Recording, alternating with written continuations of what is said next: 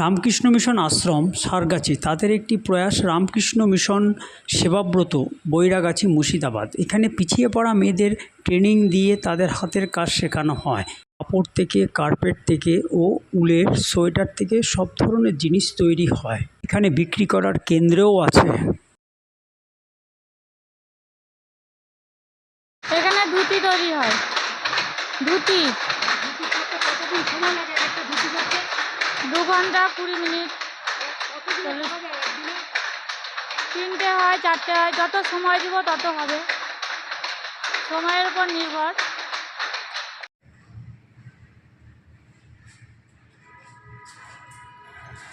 মেশিনটাতে কি কি জিনিস তৈরি হয়?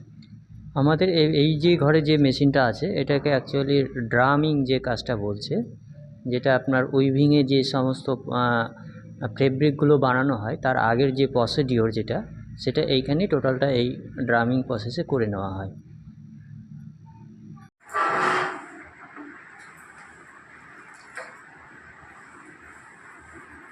এখানে সব রকম ড্রেসই তৈরি হয়, সব রকম ব্যাগ, তারপরে আপনার স্কুল ইউনিফর্ম হয়, তারপরে জামা হয়, পাঞ্জাবি হয়। আবার কতজন কাজ করে? এখানে নাই করে 15-16 জন কাজ করে একসাথে। আবার হয়তো অনেক সময় অনেক ছুটি থাকে, ছুটি কাটায়। এখানে সব রকম কাজই হয়। আপনার কাটিংয়ের কাজ হয়? হ্যাঁ, হরিনামের ঝুলা হয়। এই যে বিক্রয় কেন্দ্র, এই বিক্রয় কেন্দ্রে তোমাদের কি কি জিনিস পাওয়া যাচ্ছে? এখানে আমাদের তাঁতে বানানো শাড়ি আছে, সিল্কের মুর্শিদাবাদ সিল্ক আছে, কটন শাড়ি, পাঞ্জাবি, ব্যাগ, শার্ট, বেডশিট, ধুতি, উত্তরীয়। মোটামুটি কিরকম দাম? সিল্কের শাড়িগুলো 4000 থেকে শুরু হচ্ছে, গরদের শাড়ি যেটা সেটা 7000। এমনি কটন শাড়ি ওগুলো আপনার 500 থেকে শুরু হচ্ছে, 700-800 এরকম। পাঞ্জাবি 550, 600, 700। সব নিজেরাই তৈরি করে? হ্যাঁ হ্যাঁ হ্যাঁ হ্যাঁ হ্যাঁ, এগুলো সবই নিজেদের। বিক্রয় কেমন হয়? ভালো হয়। তোমার নামটা? শুভশ্রী সরকার।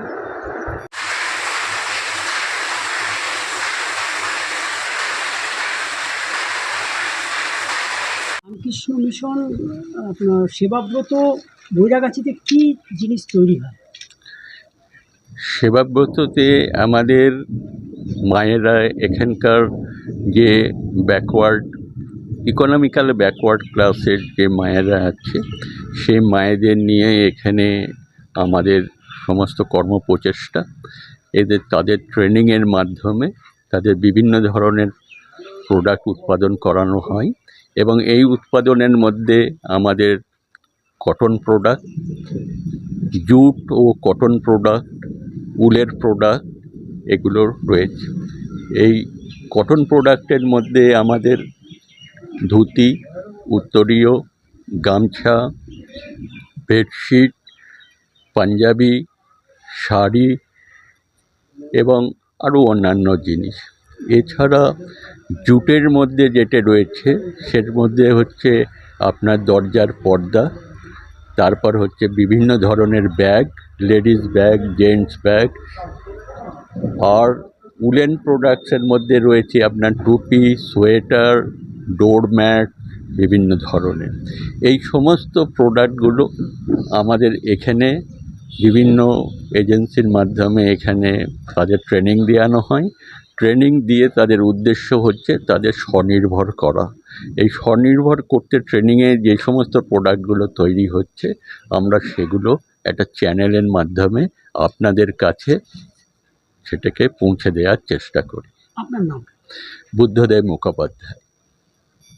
আসলে ওই বৈরাগাছির যে আশ্রম ইউনিটের কথা বলছেন ওটা সারগাছি আশ্রমের একটা দ্বিতীয় ইউনিট।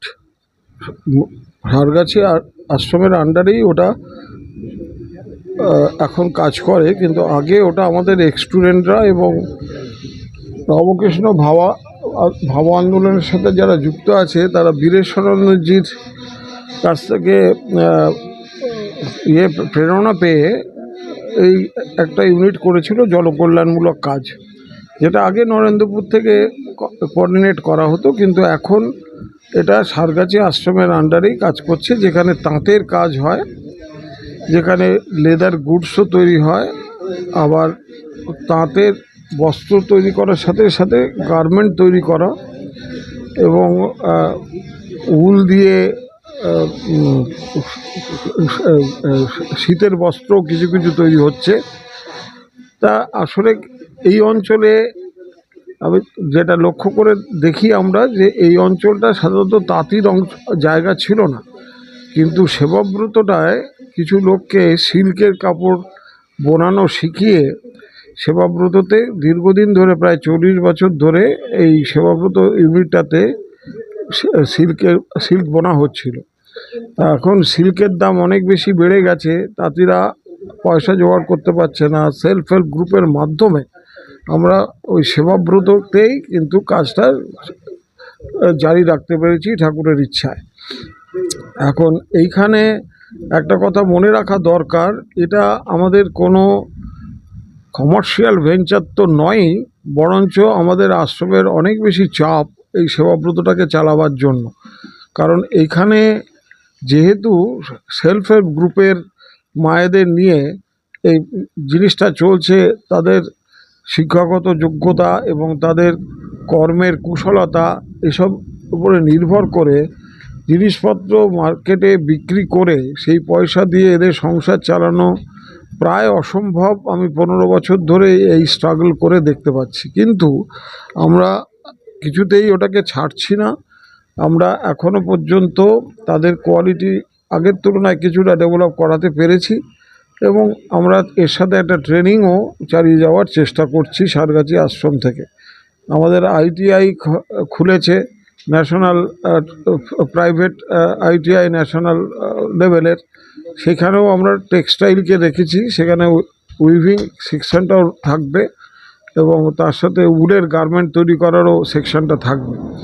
এখন এইভাবেই একটা খুব কষ্টকর একটা উদ্যোগ ওখানে রয়েছে।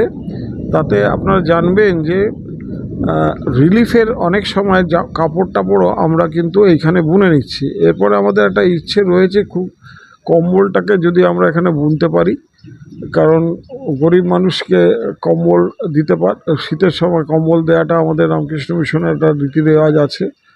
তা এই কারণে বলছি যে এই যে সেবাব্রত একটা উদ্যোগ দেখছেন, এটা কিন্তু রামকৃষ্ণ মিশনের অন্যান্য কারো কি চিন্তা আছে কি না জানি না, এটা আমাদের জনকল্যাণমূলক চিন্তা মধ্যে থেকেই সেলফ হেল্প গ্রুপের মাধ্যমে, এমনকি যা ইনকাম আসে সেটা সেলফ হেল্প গ্রুপেরই অ্যাকাউন্টে থাকে এবং আমাদের আশ্রমের যে পার্টটা রয়েছে সেটা মোস্টলি ট্রেনিংয়ের ওপরে আমাদের অ্যাকাউন্টসটা ওখানে রয়েছে।